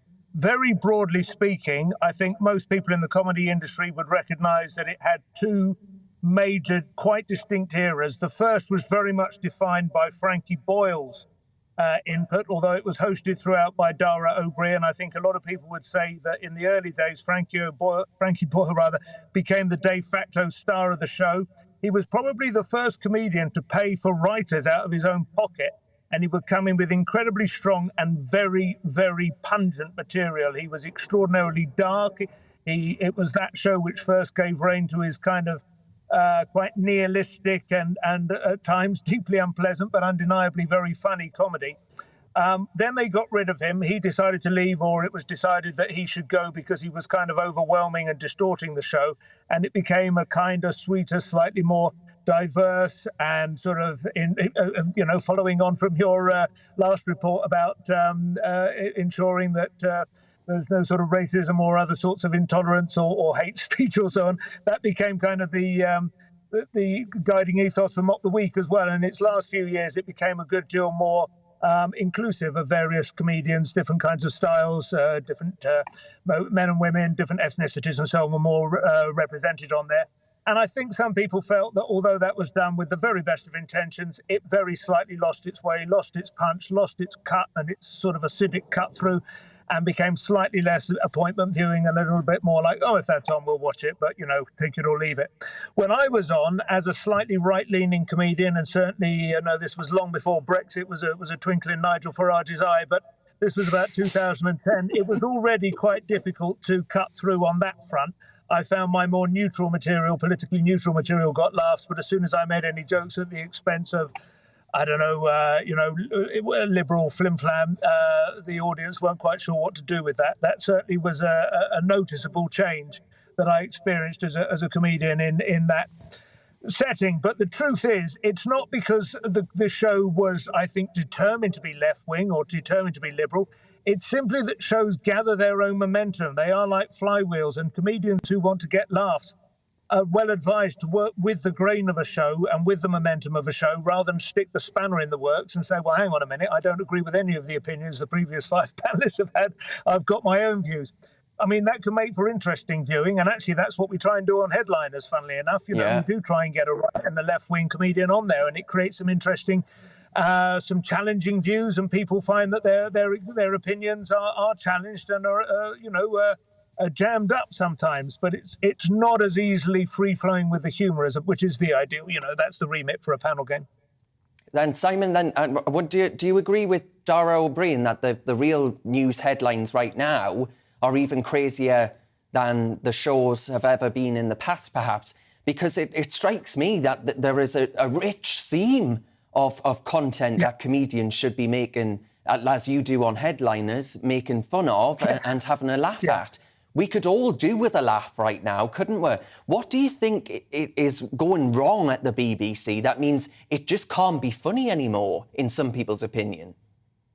Well, to be honest, Darren, I think, to be fair, this is a show that's run for 18 years. It's, Dara O'Brien entered it as a bright new young talent. I would take issue with your idea that Michael McIntyre and Kevin Bridges owe anything to its success, but certain comedians did come into it like shiny-faced, new and bright and bushy-tailed. And I think after 18 years, it's very healthy that the BBC decided to cut it. I wish they would cut. Have I got news for you as well, which looks absolutely exhausted. Hislop and Merton both look completely, run out. They're all played out. They're like tired old caretakers now instead of the players. And I think it's very healthy. I think they should probably cut it earlier, not as any sort of cruel judgment of its inability to be funny anymore, but just because of, a bit of fresh air and fresh blood does wonders for the circulation. But it is a nonsense, and I'm sure Darren himself said it tongue-in-cheek because he's a very clever man. It is a nonsense to say that the news is ever beyond satire. I can't remember his name, the poisoning pigeons in the park. Was it name? Tom Lehrer, who was a piano-based songwriting satirist in the early 70s, said that he retired when Henry Kissinger was given the Nobel Peace Prize because you simply couldn't, the job of the satirist was made redundant by something as ridiculous as that. But that is, of course, it's a tongue-in-cheek joke, but it's nonsense. There is always something to satirize, and it's always extraordinarily important when the news gets crazy, when you have a sequence of events like COVID going straight into Ukraine and then 13% inflation and a Tory leadership race all happening at the same time. The job of the satirist is never more vital. But that doesn't mean you should keep the same format, doesn't mean you should keep the same comedians. Turning over the topsoil, breaking the ice, harrowing, ploughing and raking, this is important. And new formats, they take a few years to bed in, they have their golden years, then they have the autumn, which we can all enjoy and bask in the eternal sunshine of the Indian summer. And then you go, do you know what? It's time for some fresh ideas, and that's healthy. I wouldn't take it as a criticism necessarily of Mock the Week. I take it as a healthy action by the BBC, and I think it would be a great thing to see if they would get rid of a few of their other old war horses. As I say, I'm afraid Merton and Hislop were very much in the crosshairs for me. Yeah, all right. Simon Evans, we'll leave it there, but you'll be back on Headliners. When are you back, Simon? Well, I'm up in the Edinburgh Fringe for a couple of weeks, so I'm afraid I'm away for a while. I know Andrew Doyle will be holding the fort, and I expect various others as well, but I'm really looking forward to coming back. It's been a fantastic show. Been doing it since November of last year, and these are the first weeks that I've missed. I'm on holiday at the moment in Iceland with my family, as you know, and I've turfed them out of the car while I make this call. So they're shivering out there on the Altiplano. But yeah, a couple of weeks at the Edinburgh Fringe. I'll be back at the first week of September. I'm really looking forward to it. Yeah, we all look forward to it, Simon, because unlike the Beeb, we actually have a laugh on this channel. But Simon Evans, comedian and Headliners host, thank you very much for your time. Now, Warner Brothers have completely scrapped an upcoming Batgirl film, deriding the project as irredeemable. It's lost the studio 75 million quid in production costs. And it will not be made available for viewing in any format, not even internet streaming services. Now, critics and audiences alike appear to have panned the film as preachy and insufferably woke, featuring numerous virtue-signalling characters and scenes. The decision may mean that the film is the most expensive failure in cinematic history. So what on earth has gone on? Well, joining me now to discuss this is Rebecca Toomey, entertainment and correspondent and writer. Rebecca, thank you for your time. First of all, tell us a little bit about the premise of the Batgirl film and why actually viewers and critics have said, oh, I wouldn't air that if I were you. Well, what's really interesting is they haven't shown enough critics the film itself, because when it got to the test audience stage, which is before it gets distributed and out to the masses, it was tested so negatively, they won't dare release it en masse. They won't let critics near it. So that's just how badly it was received. But the sort of word on the street in entertainment circles is that it was just far too woke. It was just trying so hard to appeal to a younger woke audience that it alienated pretty much everyone else. And let's remember, Batgirl is very much a comic fan's title and character. So they really have high expectations of the character. So to make it kind of overly, politically correct and not really stay true to the story and think about what the fans wanted is the real problem.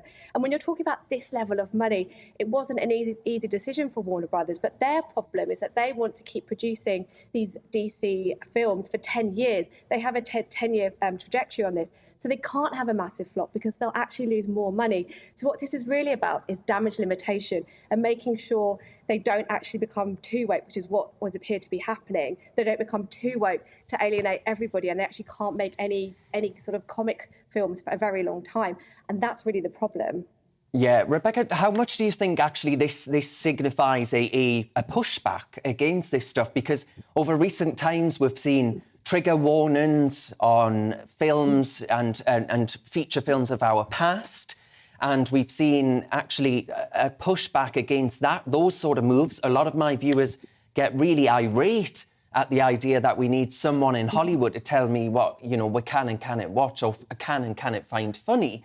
Do you actually think this looks like a pushback in a direction that a lot of my viewers will be happy to see, which is one in which we have fewer scenes of whackery and wokery, and instead just content that we all find a bit funny? Just have a laugh, Rebecca. What happened to being able to have a laugh? But this is what's really actually quite a positive step, because money talks, bums on seats in cinemas talks, people's streaming habits, they're the things that talk. And actually the power of the majority, who stay quite silent a lot of the time and they don't go on different agendas and, kick and scream. This is actually starting to work, because what we've seen is when films, big films, talking about the Marvel film, The Eternals with Kit Harington and Angelina Jolie. Now, for those of you that haven't watched that film, that starred its very first deaf superhero and a black gay superhero. So that was the first. But I mean, that basically overshadowed the plot of the film. It wasn't that they had those characters in the film that meant the film flopped. It was that studios are so focused on having politically correct characters in there, they're forgetting about the plot of the film and that we actually want to be entertained. We go to the cinema normally to escape. We don't want to be preached at and told how we should be thinking and how diverse everything should be. We just want to enjoy a really good storyline. And if it so happens there's a gay character, that's great, but we don't need it constantly in every single genre of film. Exactly. Rebecca, just briefly, if you would, what do you make of the success of Top Gun Maverick, which was unashamedly, in some people's opinions, it was pro this macho idea depiction of the armed forces in the United States and against anti-identity politics? Do you think maybe that's a model that television studios and film studios will be saying, oh, hang on a minute, that looks like they're onto a winning platform there?